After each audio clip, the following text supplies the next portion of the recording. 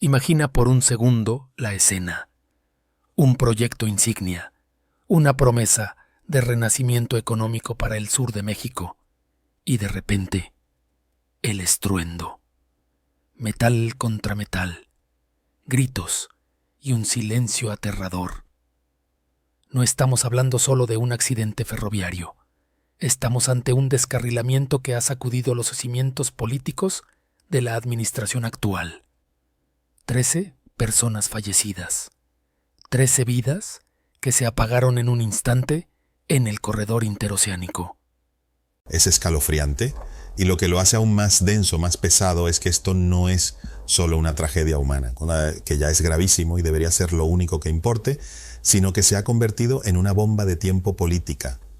Fíjate en esto, no se descarriló un vagón cualquiera por obra del Espíritu Santo. Aquí hay algo que no cuadra y las explicaciones oficiales hasta ahora abren más preguntas que respuestas. Exacto.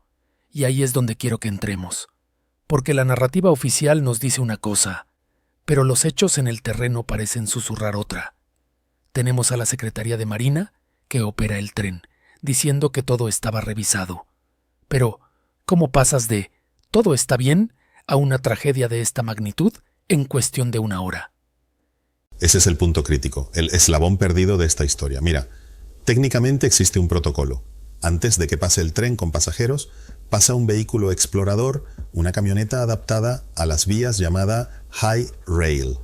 Según el reporte del almirante Morales, este vehículo pasó 1 hora antes del accidente por la zona de Nizanda, en Oaxaca, y reportó sin novedad, vías perfectas, todo en orden. 1 hora después pasa la locomotora y se va al abismo. 1 hora. En términos de infraestructura ferroviaria, 1 hora es nada. Entonces, ¿qué pasó en esos 60 minutos? ¿Se movió la Tierra sola? ¿O el reporte del explorador fue negligente? O algo peor. Y aquí es donde entramos en el terreno delicado que mencionabas al principio. Si descartamos el desgaste natural, porque una vía no se deforma sola en 60 minutos, nos quedan 3 escenarios brutales. Error humano grave, exceso de velocidad, corrupción en los materiales, lo que llaman el huachicol ferroviario, o, y esto es lo que nadie quiere decir en voz alta, pero muchos piensan, sabotaje. Uf, la palabra sabotaje pesa toneladas. Pero antes de irnos a esa teoría, hablemos de la corrupción. ¿Se han filtrado audios?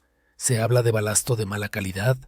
¿Qué tan real es que estemos ante una obra hecha con materiales de juguete, como dicen algunos críticos? Hay que ser muy cuidadosos con eso, pero los antecedentes están ahí. Existen investigaciones periodísticas serias, no los chismes de redes, sino trabajos de fondo que ya advertían sobre el uso de materiales defectuosos. Se habla de piedras, el balasto, que no cumplen con la densidad necesaria para soportar el peso y la vibración. Si tú pones piedras que se deshacen como terrones de azúcar bajo un tren de carga o pasajeros, el descarrilamiento no es una posibilidad, es una certeza matemática. Claro, es física básica. Pero entonces, ¿dónde queda la supervisión? Porque esta obra está bajo control de la Marina. Y aquí es donde esto golpea directamente a la administración de Claudia Sheinbaum. La Marina es una de las instituciones con mayor credibilidad en el país. Pero últimamente se les están acumulando los problemas. Tuvimos el choque del buque en Brooklyn, temas de aduanas y ahora esto. Para la presidenta Sheinbaum, esto es una crisis de gobernabilidad en un sector clave. Ella ha salido a dar la cara, ha prometido investigar y ha dicho algo clave. No vamos a encubrir a nadie, pero la presión es inmensa. Si se confirma que fue corrupción en la construcción, mancha el legado del sexenio anterior de AMLO y mancha la gestión militar actual. Es fuego amigo por todos lados. Y mientras el gobierno trata de apagar ese fuego con peritajes y cajas negras, tenemos el otro incendio, el mediático. La oposición se ha lanzado como... Bueno, no quiero usar términos despectivos, pero la reacción ha sido feroz. Digámoslo claro, ha habido carroña. Y te doy un ejemplo concreto para que veas el nivel de desesperación por capitalizar la tragedia. Circularon un video de un experto británico, Gareth Dennis, supuestamente criticando el tren interoceánico, diciendo que era un desastre anunciado. Los opositores lo viralizaron, políticos, empresarios. ¿Y qué pasó? El propio Gareth salió a decir, oigan, yo no hablaba de ese tren, ni de ese tramo, ni de ese accidente. Increíble. O sea, fabricaron una narrativa con un video fuera de contexto mientras todavía estaban contando a los heridos. Exactamente, y eso es lo peligroso, porque el ruido mediático impide ver la verdad. También están usando audios de dudosa procedencia atribuidos a familiares del expresidente para decir, ya ven, ellos vendieron la piedra mala. Ojo, no digo que sean inocentes a priori, digo que no puedes basar una acusación penal en un audio filtrado por un medio de propaganda sin verificarlo. Eso no es justicia, es linchamiento político. Tienes toda la razón. Pero volvamos a la caja negra. La Marina confirmó que ya la tienen en custodia. Ahí debe estar todo. Velocidad, frenado, presión. Los pasajeros, en los videos que subieron a redes justo después del accidente, decían que sentían que el tren iba muy rápido. ¿Podría ser tan simple como un error del maquinista? Es posible.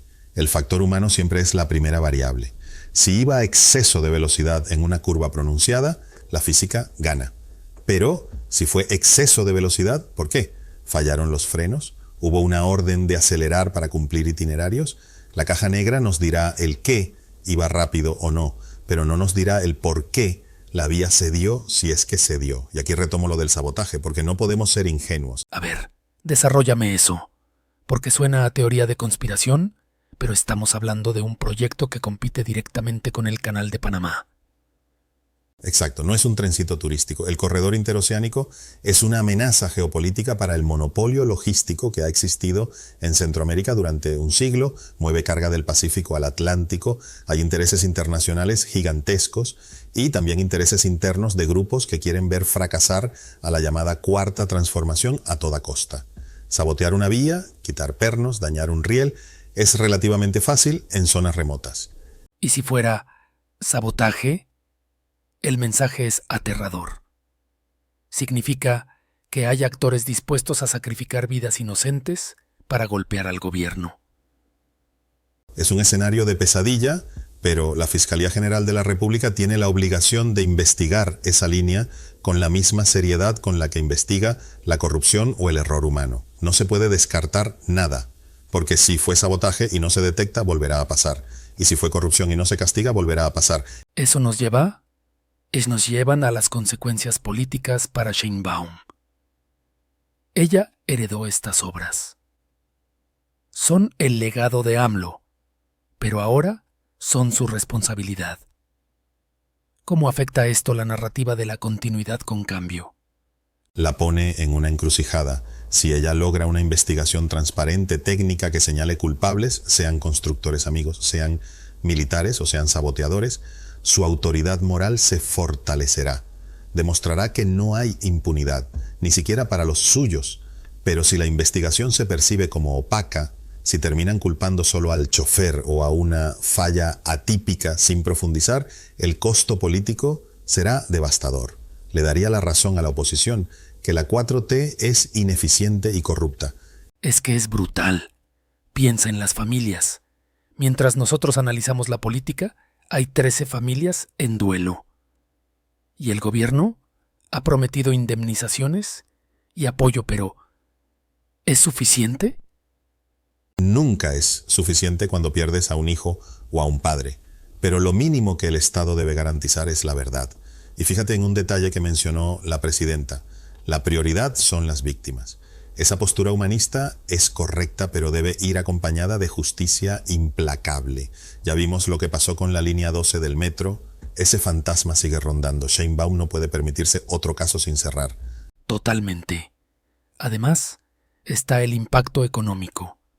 ¿Quién va a querer mover sus mercancías por ahí si los trenes se caen? La confianza en el proyecto está herida de muerte en este momento. Has dado en el clavo. La confianza. Un proyecto logístico vende seguridad y tiempo. Si no tienes seguridad, no tienes negocio.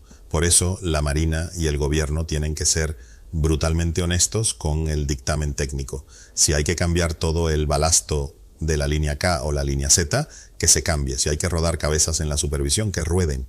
Porque intentar maquillar el error para proteger la imagen del proyecto terminará paradójicamente matando el proyecto.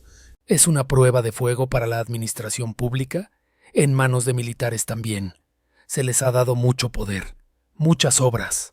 Si fallan en lo básico, que es mantener el tren sobre los rieles, el cuestionamiento sobre la militarización del país va a subir de volumen. Sin duda. Y no olvidemos que la oposición está en modo delirio, como decía el título del reporte que leímos.